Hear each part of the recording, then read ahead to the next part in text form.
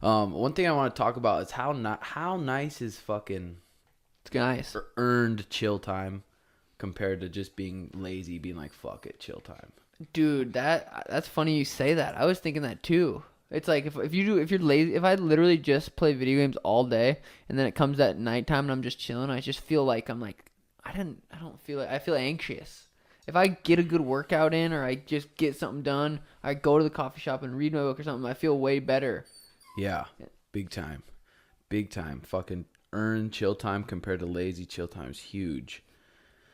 That's a good thing. Just because I've been dealing with a bunch of little injuries and I'm like beating myself up every day. I'm like, God damn it, I need to be doing something. I need to be doing more. But like, as long as I get my good morning routine, read my book a little bit, teach good classes, work on our podcast, do that kind of stuff, like I feel pretty accomplished. But definitely the earned chill time is better than just being a fucking stoner and sitting here and just chilling without working.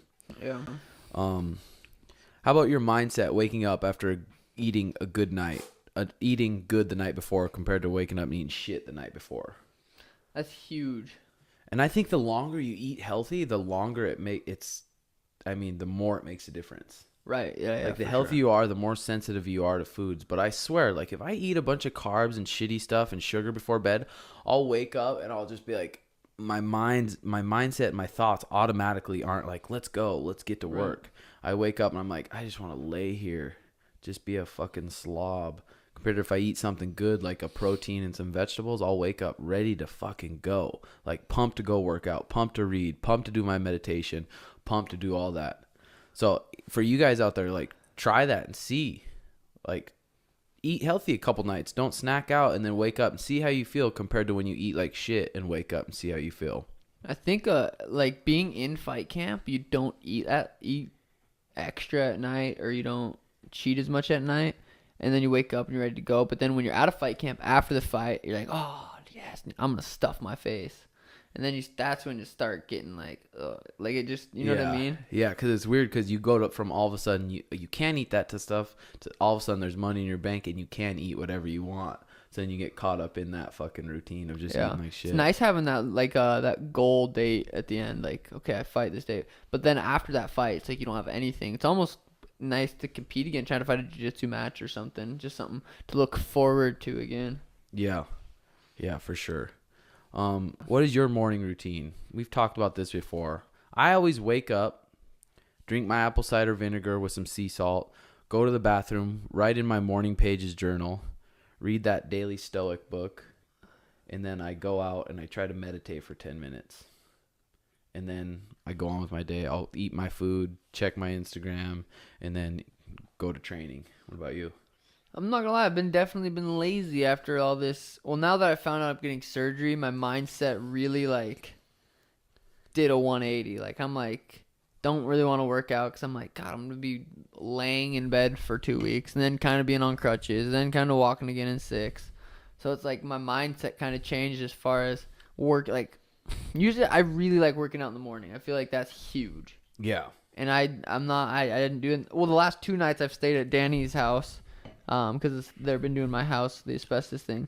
So definitely, I haven't had a routine the last 2 days, or the last week really. And how's it been feeling? You feel way better. I feel when you have a routine? I don't know. Yeah, I feel better doing a routine. It just not waking up in my own bed, not waking up in my house, not waking up with the dogs is weird. Not waking up knowing I'm going to the gym. Yeah. Waking up, I don't know when I'm getting surgery. I didn't know if I just found out my appointment. I thought I was gonna get surgery like Monday or Tuesday. Mm-hmm. Now it's Tuesday, and I found out I'm going to my doctor's on Wednesday. Then hopefully surgery Thursday, Friday. So I don't know. I've been super weird lately. This whole USADA thing's stressing me out. I don't know. Like, well, yesterday, all I did was hit the bag for a couple minutes, do some push-ups. Like, didn't do much. Yeah. But I need to do something at least until I get surgery, or else I'm gonna be should I just put this thing outside? Or I would. All right, Kush. I'll give you one more shot. But yeah, definitely. I don't know. I've been and I was in Vegas for 5 days. So yeah, I've been out of routine right now, and it's definitely I don't know. I'm kind of like not as jacked. I don't know how to care about or bring my heart into my life. I'm trying to think of. I think it might have been Aubrey Marcus was talking about something like this about be kind to other people, like give gifts to other people. Don't always worry about yourself. Try to bring up other people, and that will bring up you as well. Like even start with that. And it's the same thing. What are your habits? Like, what are you eating? Are you exercising? Are you sleeping? Are you staying hydrated? You have to take care of those things, and you'll start feeling better. And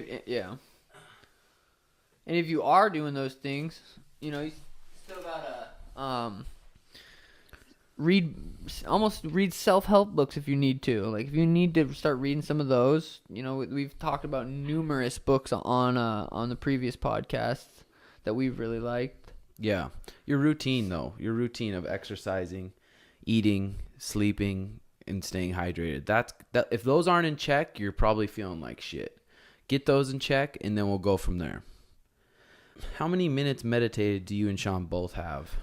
It's hard to say. I don't know. I've been doing it on the Headspace app. But you said you've been not doing the Headspace app. I've been just doing it on my own. Sometimes I do the Sam Harris meditation on YouTube. It's not bad. I always use the Headspace app, so it does track mine. But I'm not on my phone right now. But I've been really liking my nighttime ones. They've been helping me a lot fall asleep. What time do you do them? Right before you bed? Right while I'm falling asleep. Usually they put me to sleep. The ones where it says feel your feet and then kind of shut off your feet and then move up to your ankles, up to your knees. And it's weird because you can feel like the energy inside of them, and then you can kind of shut them off, like move all the way up to your body. And next thing you know, you're sleeping.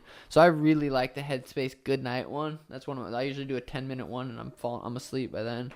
Come here. Yeah, that's cool. Tips for recovery, especially from overtraining. I'll tips for recovery from overtraining. Well, in that book, what it say? The problem isn't overtraining; it's under recovering. Is that what that book said? Yeah. Yeah. You just gotta. I feel like the more you eat healthy, the more you take care of yourself, the more you can listen to your body, and it's easier to understand. But even still, it's like I don't know if I'm undertraining or overtraining. It's hard to tell. Like I don't know. It's really hard. It just depends. You got to know your body. Yeah, a big thing too is you got to stay hydrated. Like you're training hard and you're feeling run down. That's your number one thing is like make sure you're hydrated and then get some good food in you with some good nutrients that's going to go straight to your muscles and help your recovery. So getting hydrated, resting, and eating good food. Do you feel taking mind-altering drugs can help with depression and anxiety? I feel like it's not going to fix it. Maybe it can help it at that time, but it depends what you're doing. It's just going to make it worse and prolong it. Like, yeah, marijuana helps a little bit, but you gotta get your life situated in all the other areas. Eating good, fix your relationships, sleep good, stay hydrated. Those drugs are just going to cover it up for a little bit. Have you ever suffered from anxiety or have any tips to fight it? Anxiety's big, and it just depends. There's a lot of anxiety comes from people comparing themselves to others. From social media is a big one. You start to get anxious and you start comparing yourself, being like, you can't do that. Yeah. If you find yourself doing that, and if you find yourself surfing your phone and you get off it and you feel like shit and you're like, God, I need to do something, like just know that. And mindfulness and meditation will help with anxiety. Thinking about the future, making up stories in your mind that aren't true instead of just living in the present moment. Yeah, Joe Rogan said, and I brought this up on other podcasts too, everyone's anxiety is just the day and age we live in. Like, it's our social media, it's our cell phones. We're constantly looking at our cell phones. And I catch myself doing it even at night too. I'm looking at my cell phone kind of like, why am I doing this? I'm literally pointlessly scrolling through my phone. That causes anxiety, pointlessly scrolling through your phone for no reason. Put it down, 5 seconds later, you're scrolling again. You're looking at the same shit you just looked at. It's crazy. I always deal with it too. I'm just trying to figure out ways to cope with it, to deal with it, to make, be in the now. And that's why I kind of got into looking up Elon Musk and all these things. Yeah.